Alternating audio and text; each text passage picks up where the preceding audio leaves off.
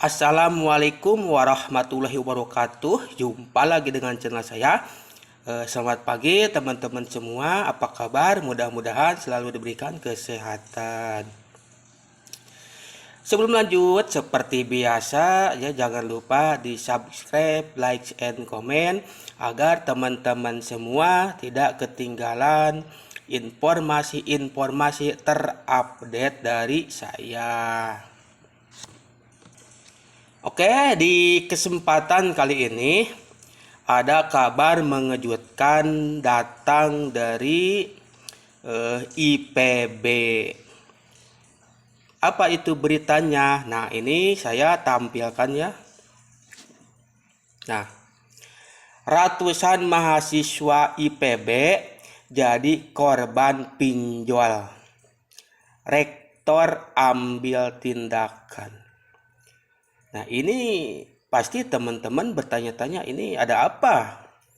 Sekelas mahasiswa saja ini masih bisa kena penipuan. Nah, yang namanya penipuan itu tidak kenal latar belakang.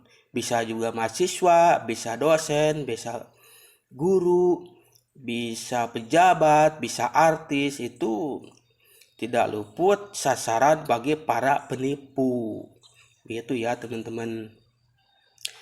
Sebenarnya ini duduk perkaranya ada apa sih? Nah, makanya jangan di skip agar teman-teman semua tidak maksudnya bisa mendapatkan berita secara utuh. Oke. Nah, ini saya kutip ini bukan kutip sih, saya bacakan beritanya dari CNN ya, dari CNN Jakarta, Indonesia.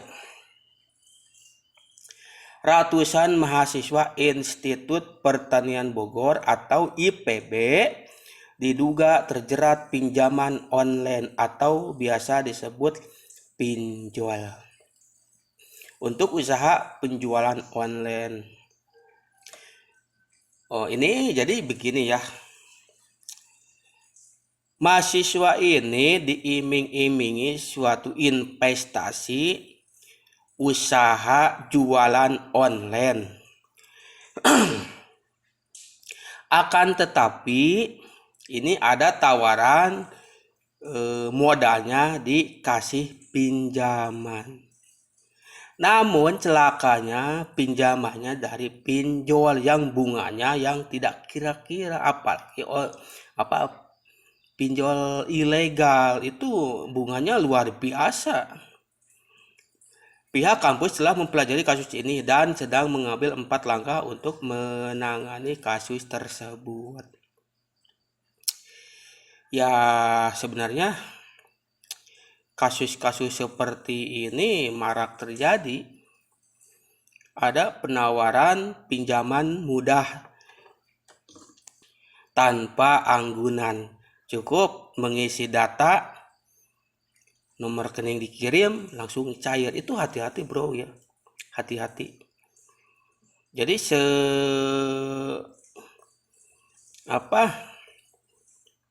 sebutuh apapun kita uang, tapi janganlah terjerumus kepada pinjaman online, apalagi yang tidak jelas legalitasnya, cuman berita sepintas di media sosial. Nah, pertama membuka posko pengaduan ini, kedua memilah-milah tipe kasus yang ada. Saat ini sedang kami petakan tipe masalahnya. Ini kata Rektor IPB Arif Satria dikutip Antara Senin tanggal 14 bulan 11. Ini kalau nggak salah 3 hari yang lalu ya. Ini ya bisa disebut masih hot. Nah, ini lanjut. Para mahasiswa diduga terpengaruh oleh kakak tingkatannya. Nah, ini mahasiswa tersebut ditawari oleh kakak tingkatannya untuk masuk ke grup WhatsApp usaha penjualan online. Jadi ini ditawari oleh kakak tingkatannya untuk bisnis penjualan online. Nah, ini mereka ini dimintain diminta investasi ke usaha tersebut. Oh, diminta gabung, ini maksudnya untuk gabung di investasi ke usaha tersebut dengan keuntungan 10% per bulan dan meminjam modal. Nah, ini masalahnya. Usaha hasil pinjam, ya kalau misalkan teman-teman mau buka usaha pinjam dari perbankan yang jelas legalitasnya, ya gak apa-apa. Nah, ini pinjol yang bunganya luar biasa tuh, apalagi ilegal. Nah, ini diiming-imingi investasi tapi uangnya hasil pinjaman online. Ini yang 10% justru ini nombok, bukan untung, ini malah nombok. Namun dalam perjalanannya keuntungan tidak sesuai dengan cicilannya. Iya, cicilan berapa, penghasilan berapa, ya buntung. Ini minus, jadinya minus. Nah, ini keuntungan tidak sesuai dengan cicilan yang harus dibayarkan kepada pinjaman online, hingga para mahasiswa mulai resah saat ditagih debt kolektor dan sebagainya. Tiba-tiba ada yang nagih ke rumahnya debt kolektor. Kini mereka berinisiatif lapor ke Polresta Bogor Kota. Ya iya, laporkanlah pinjaman online semacam itu. Teman-teman semua, ini teman mahasiswa mungkin tidak berniat pinjaman online, tapi ini ditipu dengan menyerahkan berkas-berkas penting seperti KTP, ternyata itu dipakai pinjam online. Keuntungannya pun tak sebanding. Ini jadi teman-teman hati-hati. Selain itu, kata Arif, IPB juga mempersiapkan bantuan hukum untuk mahasiswa yang tertipu usaha online dalam kasus pinjaman online. Nah, ini ada yang menawarkan usaha online tapi dengan pinjam uang lewat pinjol. Ya, ini celaka lah. Jadi ini siapapun ya teman-teman, ini yang awam, yang siapapun lah, berhati-hati ketika ada tawaran bisnis yang mengiming-iming keuntungan yang tidak masuk akal. Apalagi ini dikasih bantuan modal yang ternyata itu modalnya dari pinjol dengan dimintai KTP, itu celaka. Ini teman-teman hati-hati ya, jangan sampai tertipu dengan model seperti ini. Nah, ini langkah selanjutnya, IPB akan melakukan upaya peningkatan literasi keuangan untuk para mahasiswa. Iya, betul. Jadi para mahasiswa juga harus dibekali dengan tentang investasi yang benar itu seperti apa. Ya, karena banyak juga mahasiswa yang terjerat bisnis ponzi. Itu ada. Dia tidak merasa itu ponzi. Begitu. Ketika sudah terjadi, ya jadi buronan para member di bawahnya. Itu ya teman-teman. Saat ini Pak Arif pihak IPB sedang menjalani komunikasi dengan para mahasiswa dan diduga terjerat kasus ini.